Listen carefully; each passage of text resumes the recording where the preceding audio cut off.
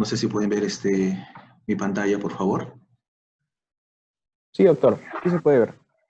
Ok, muchísimas gracias. Bueno, en primeras circunstancias, buenas tardes a cada uno de ustedes. Agradezco en realidad la oportunidad que me están dando.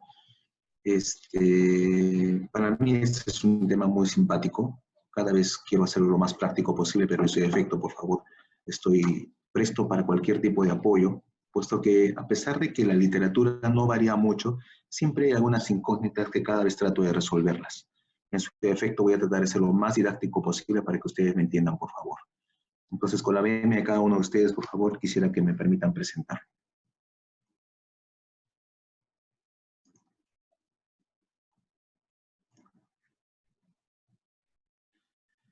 Se me ha encargado en realidad presentar el tema de manejo de la intoxicación por acetaminofén o paracetamol. Este es un tema en realidad bastante común, bastante visto en países primermundistas. No es mucho en nuestro país como todavía en países en desarrollo, y esto tiene una explicación que se las voy a ir comentando más adelante. Por favor, lo único que quiero expresarles acá con esta exposición es que por favor me permitan abrir sus mentes para que se les deje o que se les quede claro qué es lo que vamos a hacer.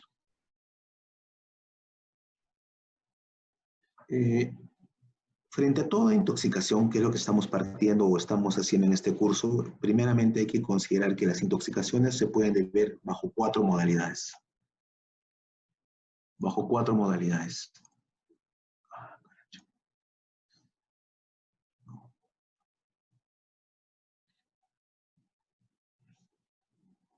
Perdón, cerrar este delito. Ya.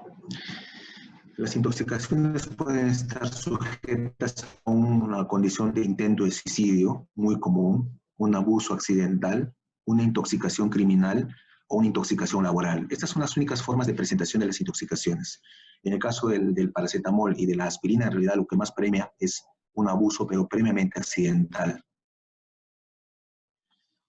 Quiero reiterar, por favor, que como estamos hablando de intoxicaciones, yo siempre quiero insistir, por favor, que todo paciente que esté intoxicado, nunca dejen de considerar que este paciente tiene que estar sometido a una apreciación de reanimación básica, de ABC.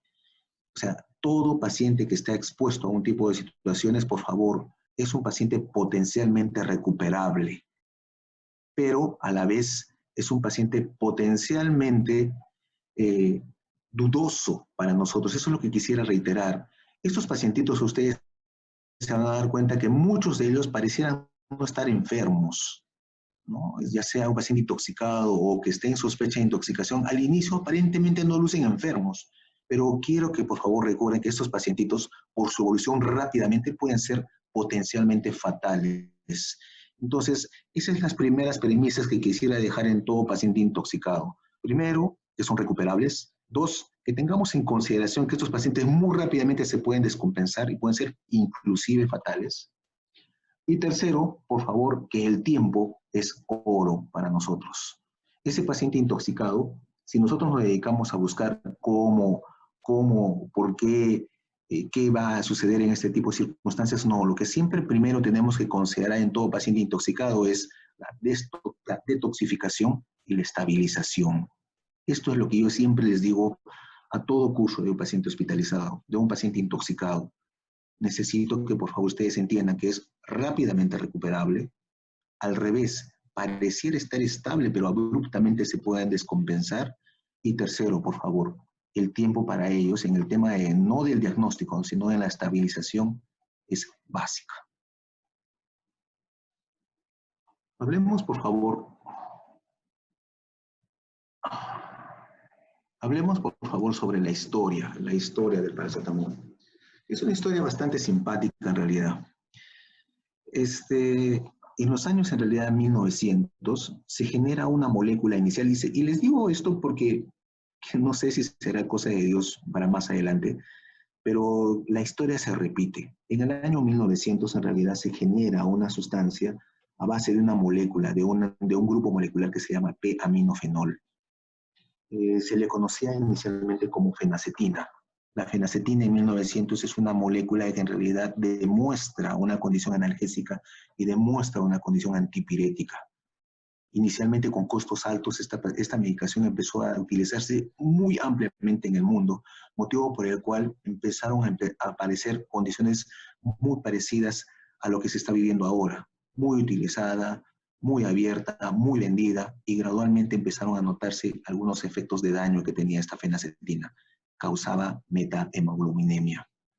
Entonces, para los años 1950, en realidad, al tener este tipo de circunstancias, esa molécula, el P-aminofenol, en realidad nuevamente es degradado, y ahí es donde aparece el acetil P-aminofenol, que es justamente el paracetamol o acetaminofén, que conservaba sus condiciones de analgesia, conservaba sus posiciones de condiciones antipiréticas, y por esa misma razón se lanza en el año 1950 como el boom de control analgésico y antipirético. Es así que desde esas fechas el manejo de este tipo de medicamentos ha sido ampliamente usado, ampliamente unido. Se demostró que tenía una condición muy versátil a tener una asociación con antiinflamatorios, con descongestionantes, con opioides, con AINES, con antihistamínicos, y esto ha generado en realidad una situación de exposición y de demanda y uso a nivel mundial. Y como pasó con la fenacetina, en el tiempo ha empezado a aparecer en los países primermundialistas la aparición justamente del uso indebido, del uso accidental, un uso por desconocimiento y la toxicidad de por medio. Para que conozcan un poco sobre el tema del paracetamol, necesitamos saber cuál es su condición de afectación.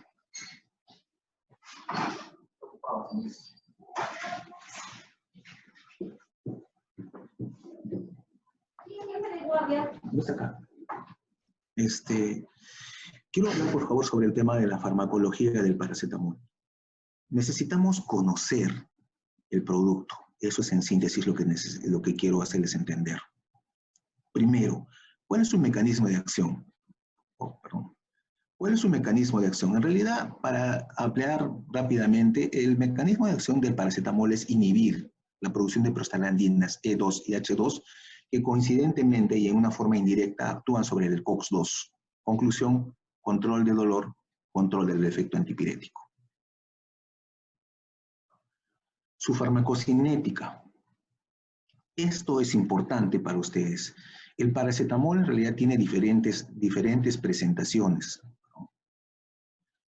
El paracetamol tiene diferentes presentaciones, tiene formas bebibles, en formas orales, en formas de presentación rectal, como los supositorios rectales, liberaciones prolongadas asociadas con otros productos e inclusive actualmente por vías endovenosas. Y quisiera, por favor, reiterar cómo es que una vez que tenemos estas diferentes presentaciones, valga la redundancia, tienen diferentes formas de absorción. La presentación líquida a los 30 minutos ya está empezando a tener acción, la oral a partir de los 45 minutos, la rectal a partir de la hora, y de las liberaciones prolongadas a partir de la segunda e inclusive hasta a partir de la quinta hora. Esto es básico para una intoxicación, porque a medida que se va absorbiendo, vamos a tener evidentemente las exposiciones del caso. Una vez más, me es importante saber cuál es el tipo o forma de cómo ha sido expuesto el paciente, ya sea por vía oral, rectal, endovenosa o por efectos de liberaciones prolongadas.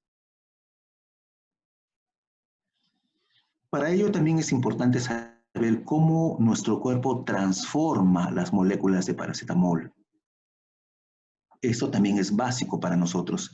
Una vez que se ha absorbido el paracetamol en nuestro organismo, a partir de en promedio entre la segunda y cuarta hora, nuestro cuerpo empieza a tener una acción específicamente sobre la degradación específicamente del paracetamol. Y toma 4 vías. Acá se las estoy poniendo. Una vía del glucurónido, donde es la que tiene mayor porcentaje de degradación del paracetamol.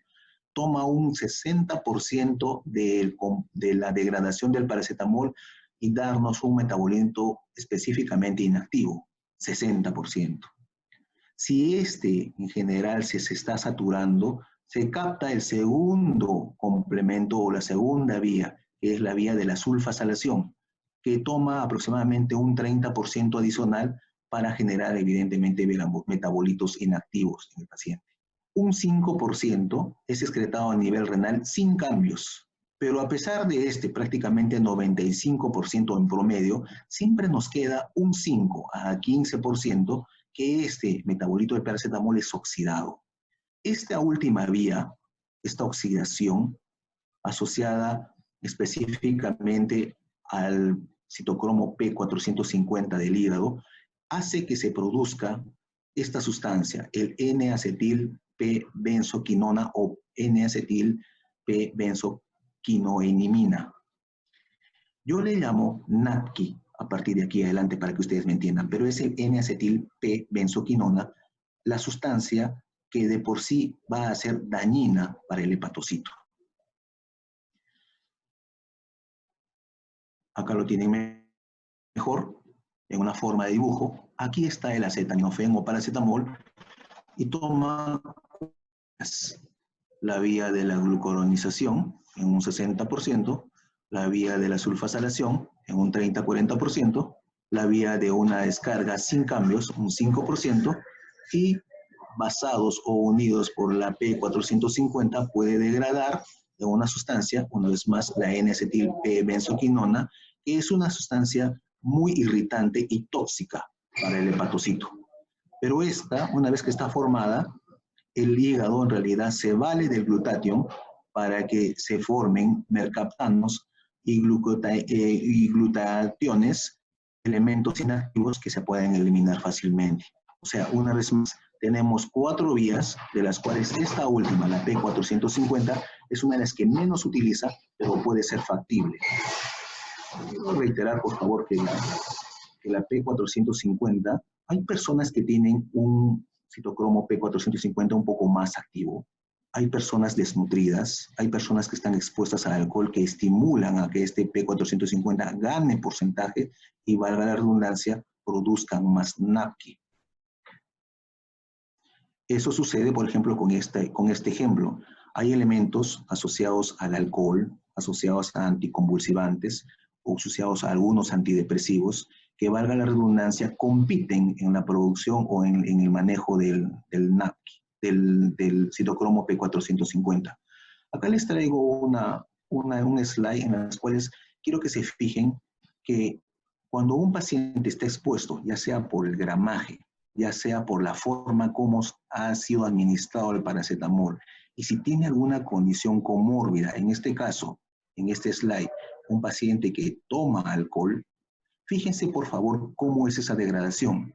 Les comentaba inicialmente que la degradación comienza entre la segunda a cuarta hora, y a partir de la cuarta a sexta hora, todo el paracetamol está degradado.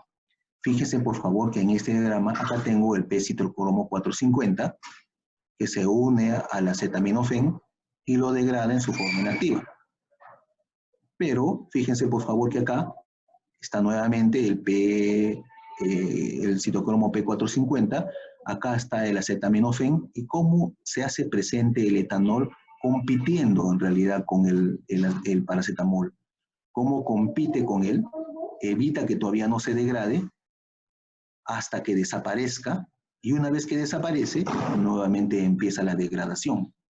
Pero mientras esté la presencia del alcohol, la producción de las sustancias, una vez más la N-acetilbenzoquinona o el NAPQI, se prolonga. Si normalmente debiéramos estar entre las 2 y 4 horas, la producción por la presencia de alcohol se hace más prolongado, haciéndose picos inclusive por encima de las 10 horas. Entonces, este es un ejemplo en realidad lo que quería traerles, que hay algunos elementos, inclusive medicamentosos, que pueden influir en la degradación del paracetamol. Una vez más, en esta fase de la oxidación o la demetilación, mediados por el P450, el paracetamol hace que pierda un electrón y se genere justamente esa oxidación de ese metabolito llamado, una vez más, NAPQI. Ojalá hasta aquí se esté entendiendo.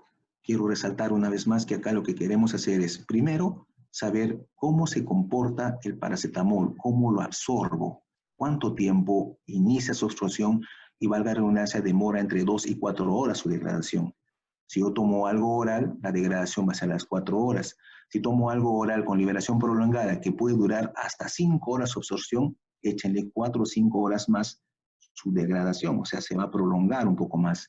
Si está expuesto a unas sustancias asociadas a alcohol o anticonvulsivantes o antidepresivos, el efecto de la degradación, evidentemente, de paracetamol va a durar más. Por ende, en realidad va a haber variantes o va a haber variables de cómo se va a comportar un paciente que está plenamente intoxicado. Lo que ya les estaba comentando, una vez más, una vez que se forma el NAPQI o el N-acetilbenzoquinona, cuando se forma el NAPQI, valga la redundancia, este NAPQI, esta sustancia irregular, perdónenme por favor, esta sustancia irregular se pega al hepatocito, al receptor del hepatocito. Se pega al receptor del hepatocito, lo deforma, haciendo que las células inflamatorias se hagan presentes, generen una cascada de inflamación y dañen específicamente el hígado. Ese es el sentido en realidad de cómo empieza a afectar el hígado, el NAPQI a nuestras células hepáticas. Esta es otra forma, una vez más, un director de orquesta. Ustedes recordarán que las células de Kühler, que son los hepatocitos, o perdón, que son los macrófagos, convoca a más células inflamatorias a que dañen al hepatocito. Entonces, una vez que yo sé cómo se comporta el paracetamol, cuánto es su tiempo de vida media, cuánto empieza a degradarse, qué factores pueden influenciar para el mismo, qué daño hace esa sustancia irritante, estimulante de una necrosis a mi hígado, que es el NAPQI, en realidad, entonces, yo quiero saber ahora cómo se comporta clínicamente con respecto a esta exposición. Las manifestaciones clínicas después de que yo me he intoxicado son básicamente por tiempos. Si yo el día de hoy me he expuesto a una intoxicación de paracetamol, dentro de las primeras 24 horas yo me mantengo asintomático. ¿Y por qué se pone asintomático? Porque mi hígado empieza a defenderse, empieza a degradar, empieza a saturarse todos los mecanismos de las vías pertinentes y comentadas, la glucuronización, la sulfalización, después el efecto residual por el riñón. Y si todo eso es vencido, empieza a trabajar el p-citrocromo 450. Entonces, ese es el tiempo que se empieza a tomar acá, a tratar de que se venza primeramente las condiciones más naturales. Pero una vez vencidas y empieza a trabajar el P450, empieza a aparecer alteraciones específicamente sobre la función del riñón, del hígado. Empieza a elevar las enzimas hepáticas, empieza a levantar las funciones de los perfiles de coagulación, a alterar la eliminación de las bilirrubinas, y por coyuntura, a nivel renal, que también tenemos receptores justamente que arilan o que se unen justamente con el NAPQI, también algunas células renales también empiezan a afectarse. Y si este NAPQI como sustancia extraña sigue sosteniéndose, sigue estando en nuestro cuerpo, empieza a partir del tercer día al quinto día toda esa cascada de afectación inflamatoria, ¿no? El hígado empieza a fallar, el riñón empieza a fallar, y empezamos a tener alteraciones de la coagulación, ictericia, disfunción renal. Esto va a traer como consecuencia trastornos neurológicos, disfunciones en diferentes órganos y puede llegar inclusive a la muerte acá. Pero si sobre todas estas circunstancias yo lo soporto al paciente, o sea, le doy todos los factores o le doy el tratamiento pertinente para que no se deteriore, por algunas circunstancias pasado el cuarto o quinto día para la segunda semana, esta situación de la presencia del NAPQI empieza a desaparecer y todo gradualmente empieza a restablecer en su estado normal, inclusive de una forma reversible. Quiero reiterar, por favor, que si mi hígado se inflamó, se necrosó después del quinto día para adelante empieza a haber una recuperación, aunque lenta, pero una recuperación casi total.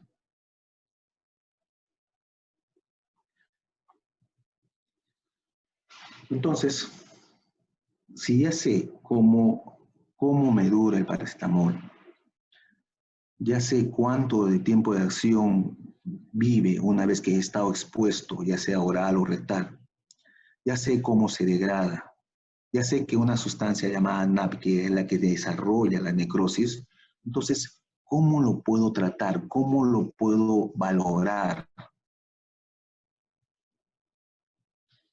Lo ideal en realidad es que si yo estoy expuesto a una intoxicación, lo ideal, son los futuros ideales, es que se dose el NAPQI, que se dose el glutatión, que se dose metabolitos directos que me reflejen la formación del NAPQI, ¿no? Que se me dose el glutatión plasmático puro. ¿Cuál es la intención? Se busca en realidad de que no esperemos en realidad que haya necrosis como para empezar a tratar, sino que ya me valore más tempranamente que un paciente esté en riesgo de toxicidad como para darle tratamiento. Ese es el futuro ideal. Esta es una de las premisas que todavía se siguen buscando. Bueno, todavía estamos en ese tema. Pero ¿cómo valoro, cómo diagnostico a este paciente con intoxicación? En realidad depende de varios factores, pero dentro de ellos lo más importante es, uno, historia de la dosis. Si a mí me dice que se ha expuesto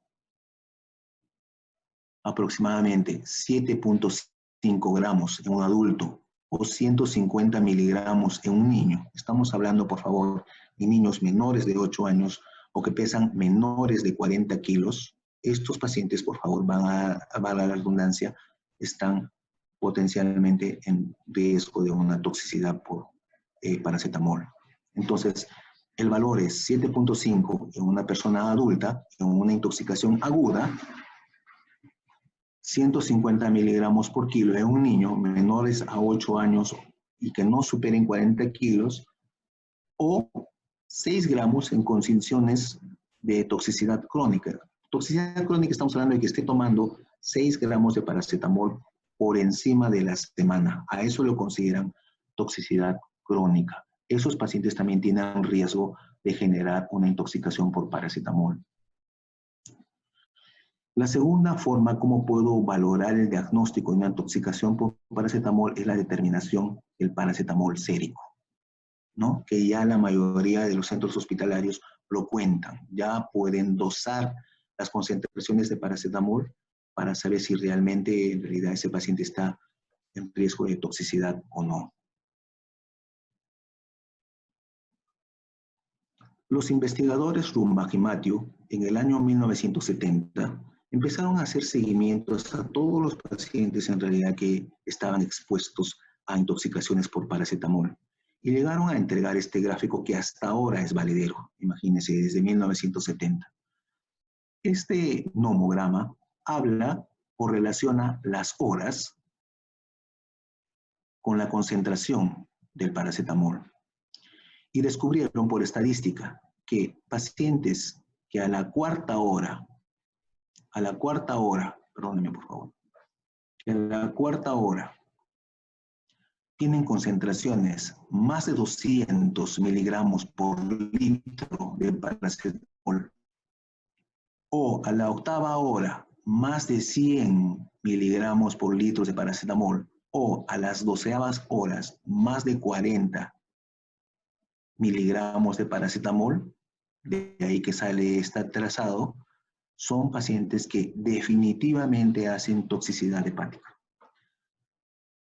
Entonces, valorando el aspecto fisiológico de la degradación de estas sustancias, para entender mejor este gráfico, se dice que una vez que estaba expuesto, durante la fase de absorción y el inicio de la metabolización y término del paracetamol, si este paracetamol empieza a degradarse y me da valores por debajo de 200, estoy diciendo que este paciente no está expuesto a la toxicidad. Pero si llego a la cuarta hora y doso el paracetamol y estoy cercano o por encima de 200, ese paciente va a desarrollar N-acetilbenzoquinonas más de lo que pueda controlarlo. Y por ende, esto va a llevar a la toxicidad. Entonces, este nomograma de Rummach-Mathieu nos da una escala de riesgo total, que es todo lo que está escrito en la porción B. Unos pacientes que están en riesgo, los que están en C, puede darme 90, pero no sé cómo se va a comportar, si esto está en ascenso o está en caída. Es prudente hacerle un nuevo control en la cuarta hora, o sea, a las 8 horas, para saber si esto sigue siendo alto o ya cayó. Si ya cayó, es un paciente que no está en riesgo, ¿no? Por eso esos valores que les estaba comentando, los valores por encima de 200 a la cuarta hora, o de 100 a la octava hora, o de 40 a la 12ª hora, son pacientes que van a hacer toxicidad. Pero si tengo, por ejemplo, un valor de 75 a la cuarta hora, pero sé que este paciente se ha expuesto a más de 7.5 gramos de paracetamol oral, yo necesito tener un segundo control, en las cuales se entiende que al siguiente control, si caigo todavía dentro de la condición del área verde, como que haya una caída de la concentración de paracetamol, este paciente deja de estar siendo de riesgo y es dado de alta. Si el paciente comienza con 75 y a las 4 horas pasa a la fracción amarilla, es un paciente de riesgo. No le puedo dar de alta porque no sabemos si se va a ir hacia el ala B o va a volver a caer, se queda en C o se queda en D. Entonces, este nomograma nos ayuda muchísimo, haciéndoles entender, por favor, que es prudente tener en consideración que todo paciente que tenga una alta sospecha de una toxicidad por paracetamol, debemos tener controles mínimos en 2 turnos o en 2 horarios, a la cuarta hora de preferencia y a la octava hora, para saber cómo se comporta, cómo se está degradando. A lo mejor al término podemos hacer una pequeña práctica para que ustedes más o menos me entiendan. Entonces, el punto crucial está aquí.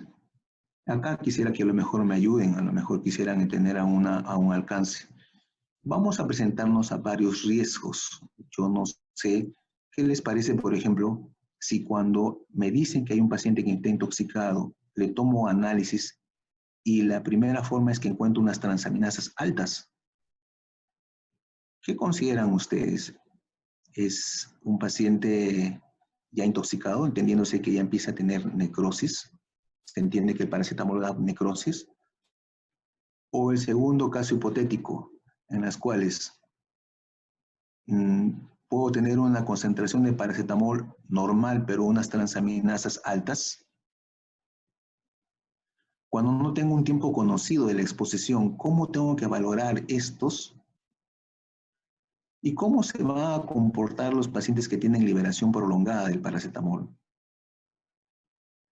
Una vez más, cuando yo tengo estas exposiciones, yo no sé el tiempo de exposición, yo no tengo claramente cuánto ha tomado el paciente de paracetamol, tengo sospecha de la misma, me recurro a este nomograma de Rummach-Mathieu y le tomo un control de concentración de paracetamol para saber en dónde está. Si este control me cae en C, es un paciente de riesgo y necesito mantenerlo hospitalizado. Si cae en D, probablemente es un paciente que a su primer control pueda que esté de menor riesgo, pero es prudente tener un control a la segunda. Si en la segunda esta cae más, está de alta. Si en el segundo control pasa al lado amarillo, yo necesito todavía mantenerlo hospitalizado para saber hasta un tercer control cómo se comporta, ¿no? Si los dos controles en síntesis caen en verde, está de alta. Si yo empiezo a tener un verde y después aparece un rojo, tendría que observarlo con una tercera dosis. Y si va a la redundancia, aparece una fracción, su concentración en la condición amarilla, puede que se vaya al B o puede que se vaya al C. De igual manera, necesito una segunda concentración. La sugerencia entonces está en que los pacientes que están expuestos y que ustedes sospechen que tienen intoxicación por paracetamol, les sugiero que tengan 2 controles a intervalos de 4 horas, uno cada uno, para que más o menos ustedes aprecien cuál es la tendencia de este paciente.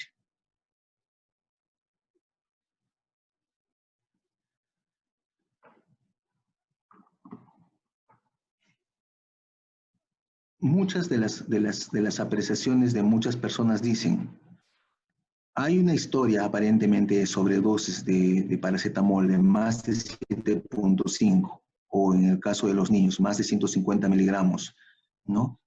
Si esa historia es real, darle tratamiento. Si no es real o no tengo la cantidad conocida, concentraciones de paracetamol.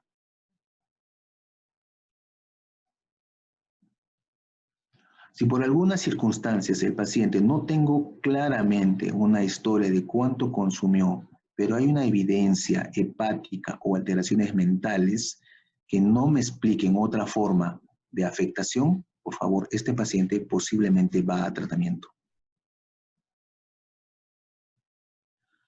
Si yo dentro de una condición no tengo indicios que todavía no hay una insuficiencia hepática, no debiera darle tratamiento aún.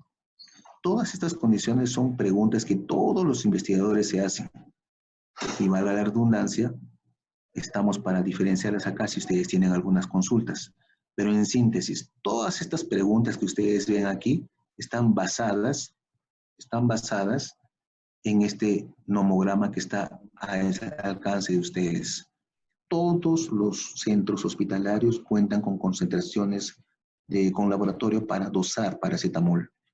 Entonces, por favor, manejemos una vez más esto, porque este nomograma de Rummach-Mathieu es el que le va a dar mucha luz para cómo van a manejar este tipo de pacientes. Si por algunas circunstancias no pueden dosar el paracetamol y ven que tienen una historia donde ha estado expuesto a dosis altas, denle tratamiento. Yo haría eso. Pero en síntesis, todas las preguntas que ustedes puedan tener, ha tomado efectos retardados, ha tomado con alcohol, ha tomado con barbitúricos, ha tomado con anticonvulsivantes. Puede ser, puede que se altere.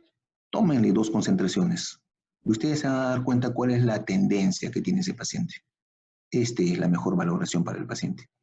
Y las concentraciones de paracetamol en sangre, gracias a Dios, cada vez son más cómodas, son más accesibles a todos nuestros pacientes y o familiares que quieran hacer el procedimiento, ¿no?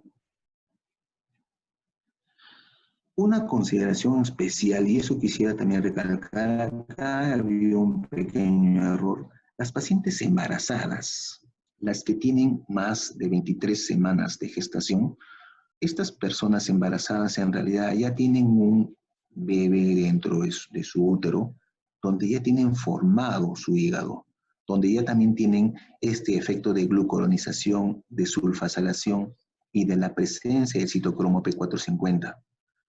Cuando una mujer embarazada que tiene más de 23 semanas está expuesta a intoxicación por paracetamol, valga la redundancia, lo que pasa a la mamá también pasa al feto.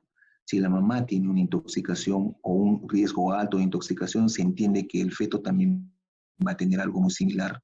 Hay un corte acá en los pacientes gestantes que de 23 semanas para adelante, que ha estado expuesta a este tipo de situaciones, ahí ni siquiera tengo que esperar las concentraciones de paracetamol. Se sugiere iniciar tratamiento con su antídoto, en este caso acetilcisteína.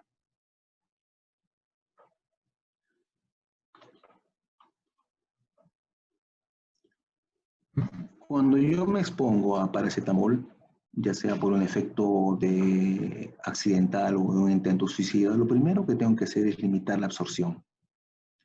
Y yo puedo usar lavado gástrico o puedo usar carbón activado. La diferencia entre ambos es prácticamente mínima. Si estoy dentro de la primera hora y ha sido la administración oral, cualquiera de las dos me puede funcionar.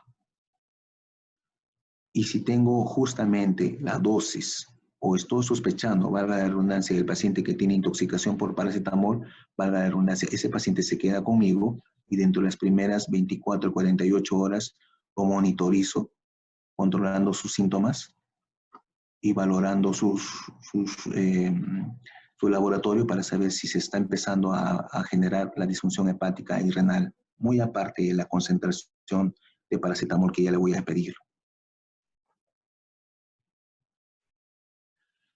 El antídoto, habitualmente los pacientes que están intoxicados tratamos básicamente de detoxificarlos, o sea, de sacarles o de dejarlos exponer a la toxicidad. Pero si hay algunos medicamentos, como en el caso del paracetamol, que tiene un antídoto, por favor, valorarlo. Su antídoto en realidad es la N-acetilcisteína, una sustancia completamente inocua y que tiene la condición de trabajar específicamente en diferentes condiciones del hígado a propósito de la intoxicación del paracetamol. Protege a las células diana, en este caso al hepatocito y a las células renales. Aumenta la capacidad de detoxificación del NAPQI. Incrementa la producción de glutatión y mejora el mecanismo o la vía de la sulfasalación del acetaminofén. O sea, una vez más, la N-acetilcisteína, por favor recuerdan este cuadro que les puse inicialmente, actúa sobre la segunda vía de la degradación del acetaminofén, estimulando la sulfasalación y dar un metabolito activo. O cuando se produce el NAPQI, por la presencia de N-acetilcisteína, degrada directamente el NAPQI o ayuda a generar glutatión, y el glutatión también es otra forma de eliminar las sustancias NAPQI a producir sustancias inactivas. O la N-acetilcisteína puede ayudar directamente, como les dije, sobre las células diana. Disminuye la apoptosis. Entonces, esos son los 4 mecanismos que tiene el N-acetilcisteína con respecto a la toxicidad por paracetamol.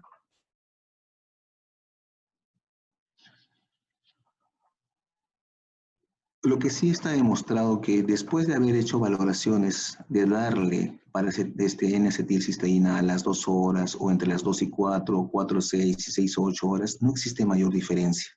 Pero pasadas las 8 horas de haber dado justamente, de haber estado expuesto a la toxicidad, empieza así a tener una menor respuesta. O sea, en síntesis, por favor, para ver si me entienden, es básico entender que un paciente que tiene intoxicación por paracetamol, que cuanto más precoz le pueda dar la N-acetilcisteína, el control de daño va a ser mejor.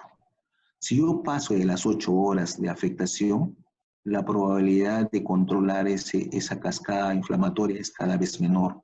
Si le doy a 10 horas o a 12 horas o a más tiempo, la capacidad de respuesta va a ser menor porque ya se formó el mecanismo inflamatorio.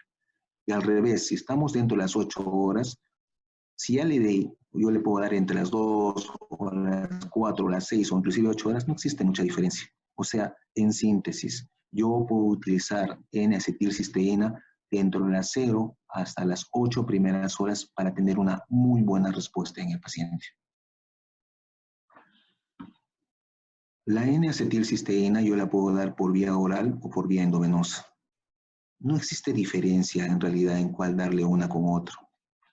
Está escrito que la N-acetil endovenosa puede dar efectos de hipersensibilidad, de reacciones alérgicas, pero la tengo que utilizar en un paciente que ya tiene falla hepática, las embarazadas o las que no pueden tolerar la vía oral. Pero si yo no tengo estas 3 condiciones, si tenemos N-acetilcisteína oral, es preferible darle bajo esta vía. Y termino, por favor, con el tema del paracetamol. Este es un cuadro en el cual reduce cómo es lo que tengo que dar la N-acetilcisteína. Si yo considero que es un paciente que tiene intoxicación por paracetamol, calculo una dosis de ataque de 140 miligramos por kilo, ¿no? Ya sea oral o endovenosa. Se la doy en los próximos 10 minutos y después, cada 4 horas por 17 dosis, le doy la mitad de la dosis inicial, a 70 miligramos por kilo. Entonces, repito, cuando yo tengo una exposición por paracetamol, y considero darle N-acetilcisteína, la dosis de ataque es 140 miligramos por kilo, dadas en 10 minutos, y después, cada 4 horas por 17 dosis, le doy a 70 miligramos por kilo. Nuestras presentaciones acá vienen de 100, 200 y 600 miligramos. Acá le han puesto en el libro una presentación endovenosa. Hay una solución de 10 gramos por cada 100 mililitros. O sea, hay presentaciones endovenosas de N-acetilcisteína de 10 gramos. Entonces, si sacamos los equivalentes, va a ser media ampolla, una ampolla de inicio y media ampolla cada 4 horas por 17 dosis. O si la doy por vía oral, acá le voy a estar dando aproximadamente 6 tabletas de 600 miligramos y de acá para adelante de 2 a 3 tabletas cada 4 horas por 17 tomas en presentación oral. Más o menos es así el cálculo para una persona de 70 kilos. Entonces, el paracetamol, una vez más, con estas nuevas técnicas que tenemos de tener el dosaje del paracetamol, que es rápido en el laboratorio, ustedes lo pueden obtener en no más de 45 minutos y lo pueden solicitar en los diferentes centros. Ustedes aplicando de Rumas-Matthew, ustedes se van a dar cuenta si ese paciente está en riesgo potencial de intoxicación o no. Si ese paciente les dice que había una intención suicida y ha tomado más allá de 7.5 gramos en un adulto, es un paciente que está intoxicado y hay que darle tratamiento. Si desde ese momento lo pueden hacer, denle. Si es un paciente menor de 40 kilos o menor de 8 años, la aplicación de 150 miligramos por kilo tiene que ser valorable para saber si ese paciente está intoxicado o no.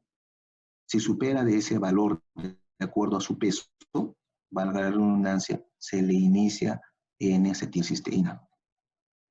Si tengo condiciones como pacientes que están tomando con medicamentos de acción retardada o con exposiciones adicionales como fenitoína, barbitúricos, antidepresivos, anticonvulsivantes, utilicen, por favor, las concentraciones de paracetamol. Por lo menos pídanle 2 concentraciones a intervalos de 4 horas para que les dé una mejor valoración si este paciente finalmente está intoxicado o no. Eso es lo que se está planteando ahorita con la intoxicación de paracetamol. No sé si tengan alguna pregunta hasta el momento.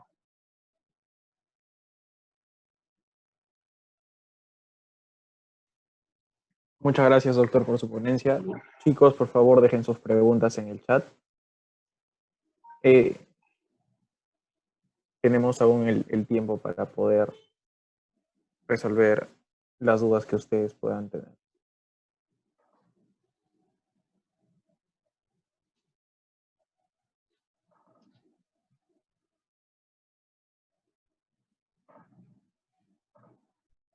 Mientras tengan algunas dudas, en realidad es un tema muy bonito. A mí me gusta en realidad considerar cómo una pastilla tan accesible a la venta, al uso de cada uno, puede darnos daño sin que nos demos cuenta. Como una pastilla ya la han descubierto cuál es el valor en gramaje como para saber si es tóxico o no. Lo único que tenemos que saber es cuántos gramos finalmente he tomado. Y si no lo tengo, me puedo valer de las concentraciones de paracetamol que lo tienen en todos los centros, señores. O sea, gracias a Dios tenemos la peculiaridad de que podemos tratar estas circunstancias.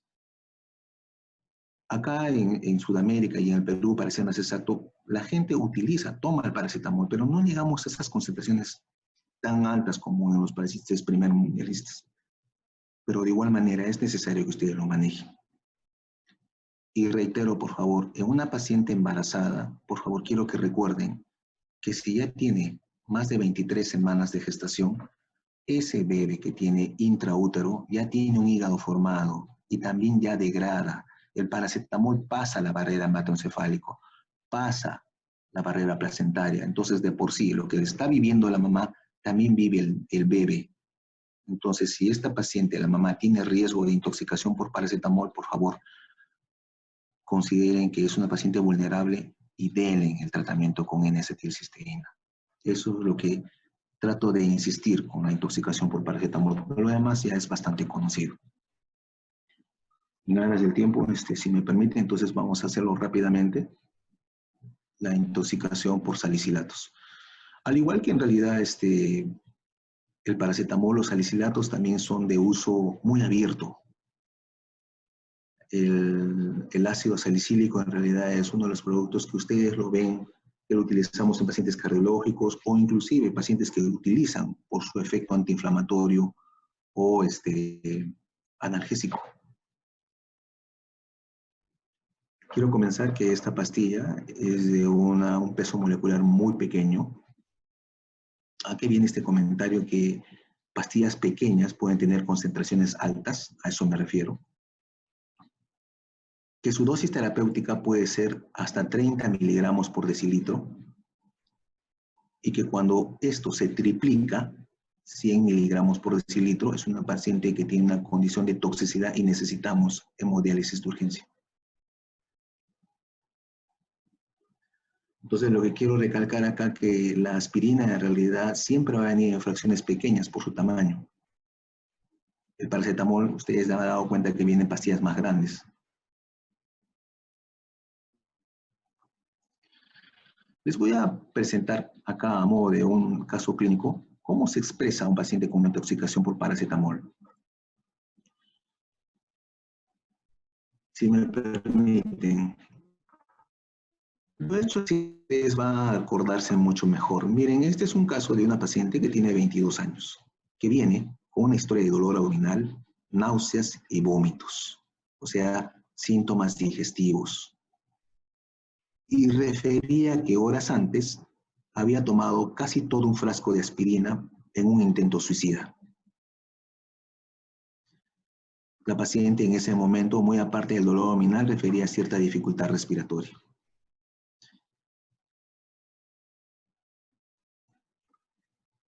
No había cianosis en su examen físico, pero lo resaltante es que esta paciente en sus funciones vitales tenía un incremento en la frecuencia respiratoria. Estaba haciendo taquimia. Y es que los pacientes expuestos a una intoxicación por salicilatos, lo primero es que me trae síntomas abdominales, estimulan al centro respiratorio haciendo polimnia y ansiedad.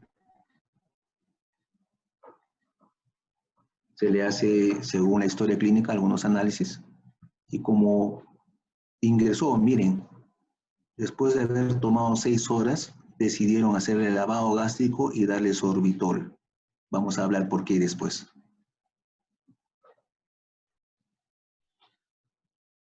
En el laboratorio lo que encontraron en realidad fue una gasometría donde, si se dan cuenta, hay una alcalemia a predominio de barrer el CO2 y curiosamente empieza a encontrarse una disminución importante del bicarbonato, que si ustedes sacan el cálculo, una está mediada por una cosa y el bicarbonato está en otra.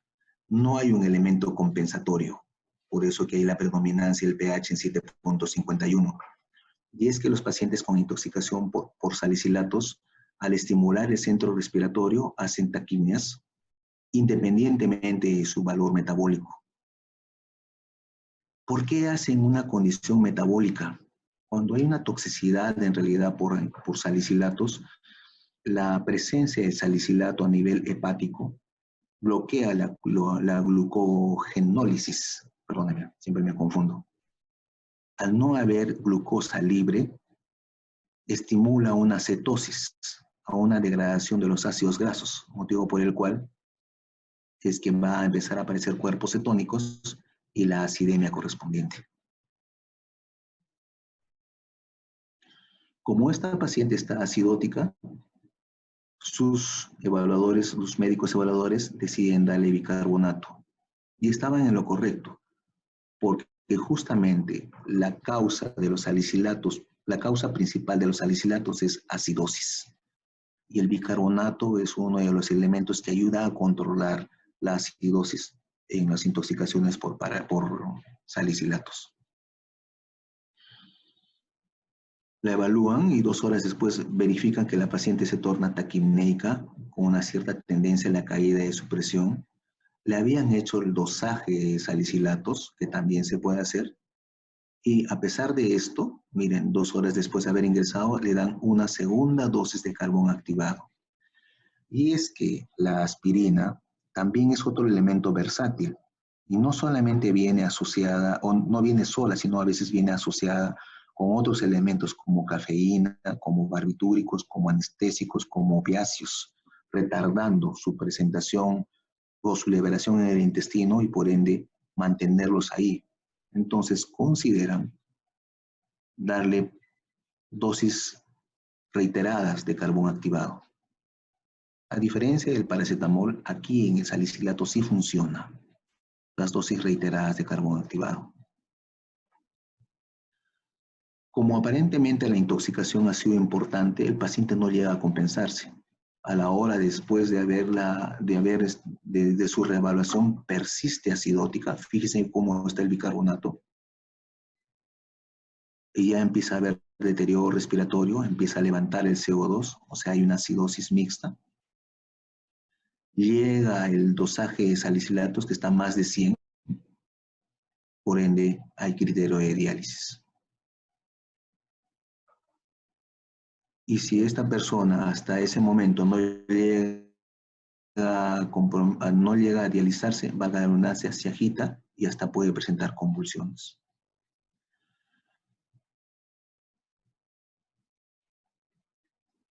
Bueno, acá le estoy agregando un poco más sobre la evolución de esa paciente. Esa paciente después empieza a tener más compromiso de conciencia, empieza a desaturar, empieza a retener más CO2, motivo por el cual requiere ser intubada y conectada a ventilador mecánico por una asociación de hipotensión adicional, requiriendo permanentemente la administración de bicarbonato y de vasopresores, finalmente llega a diálisis. Esta es una historia clásica de una intoxicación por paracetamol y lo que he querido recalcar en realidad es lo que ustedes lo van a ver en las exposiciones más adelante, en la exposición más adelante. ¿Qué hacen los salicilatos? En realidad son inhibidores COX-2 y de los tromboxano A2, dando su efecto antiinflamatorio y antipirético.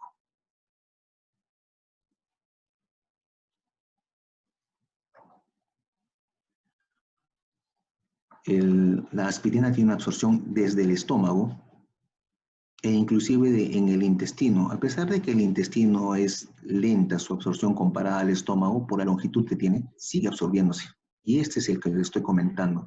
Si a veces, a pesar de que está en el intestino, a pesar de que es lenta, sigue absorbiéndose. Aquí es justamente el por qué en este tipo de pacientes nosotros utilizamos dosis repetidas de carbón activado para minimizar esta absorción. Tiene un efecto rápido y su vía de degradación comienza entre la segunda y cuarta hora. Si yo veo a un paciente intoxicado, le empiezo a tratar, a tratar de estabilizarlo y le hago seguimientos y la acidemia cae, que sí que ese paciente no puede controlar bien los salicilatos. Va a ir a diálisis, como ha pasado en el caso de la historia clínica. Pero si yo veo que esa paciente se le recibe en emergencia, veo que hace acidemia y pasadas las 2 o 3 horas le vivo controlando las gasometrías y veo que se tiende a compensar, probablemente esta paciente superó la intoxicación. Eso es lo que está tratando de decir esta escritura que estamos acá teniendo. O sea, recuerden por favor que a partir de la cuarta hora tenemos que hacerle igual seguimientos con gasometrías. Al paracetamol con concentraciones de paracetamol. A la intoxicación por salicilatos, seguimientos con gasometrías. Respecto a los salicilatos por uso tópico, valga la redundancia, para no mortificarlos, es muy raro una intoxicación por uso tópico. Inclusive hicieron estudios de someter más de 10 horas a un paciente con salicilatos en piel y la absorción que tuvo es básicamente no más del 20%, ni siquiera llega a una toxicidad. Entonces, las concentraciones tópicas de salicilatos no nos llevan a una intoxicación.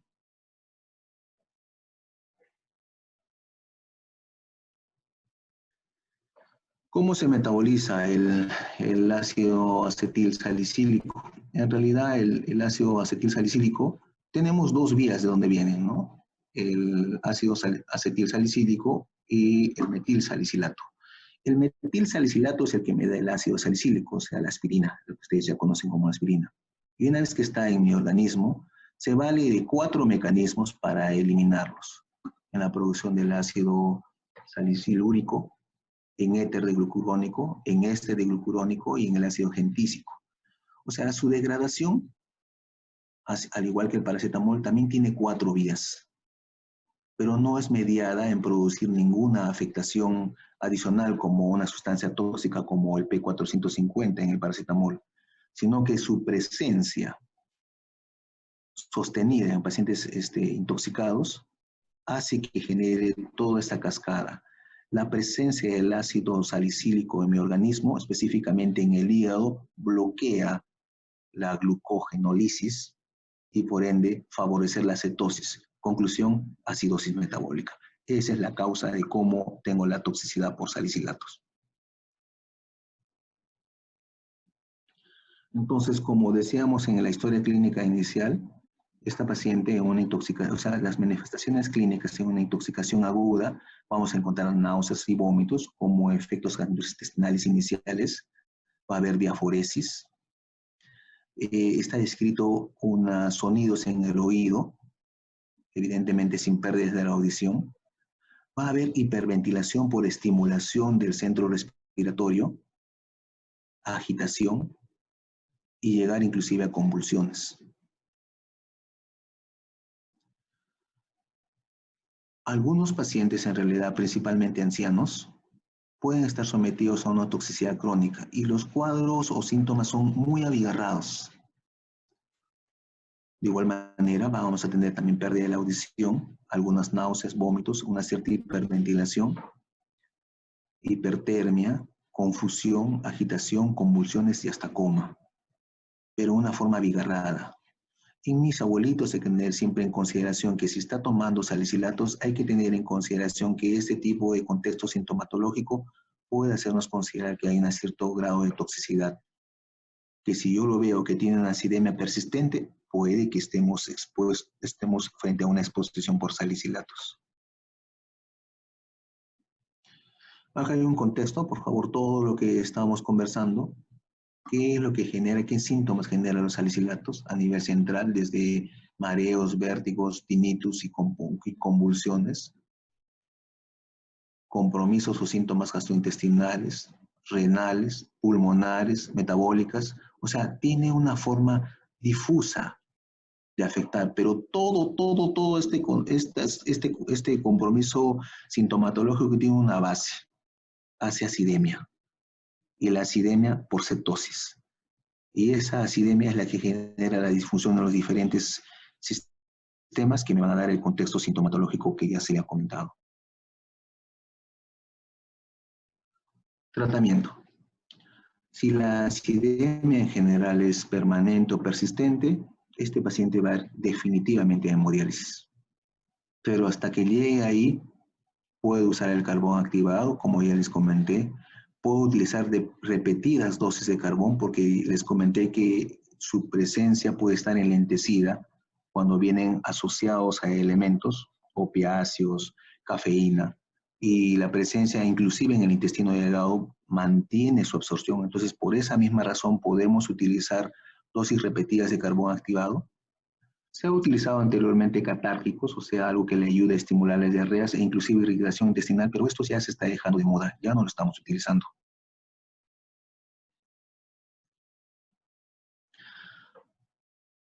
Ayudarlo en realidad a que tenga una diuresis con una buena reposición de líquidos, monitorizarlo al paciente, considerar, por favor, que si yo necesito forzar la diuresis, hay que tener en cuenta que esos pacientes, si tienen una enfermedad cardíaca o un compromiso renal, tener mucho cuidado en manejar justamente esta fluidoterapia.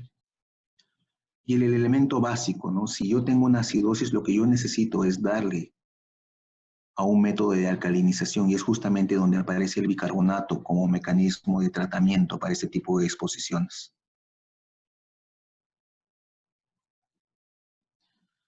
Y si a pesar de darle bicarbonato el paciente no se sostiene y se sigue deteriorando con disfunción de múltiples órganos, finalmente yo puedo llegar a un apoyo dialítico, ya sea como diálisis o como hemofiltración.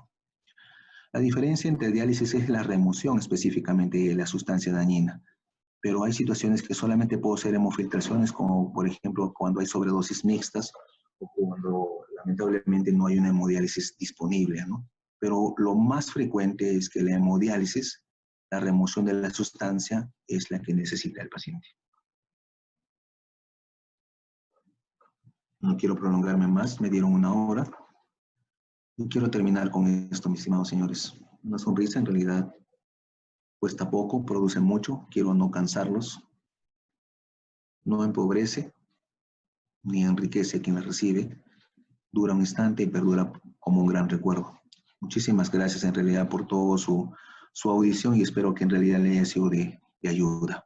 Me pongo a su disposición si tienen algunas consultas. Gracias nuevamente. Muchas gracias, doctor Gonzalo Deza. Chicos, por favor, dejen las preguntas en el chat.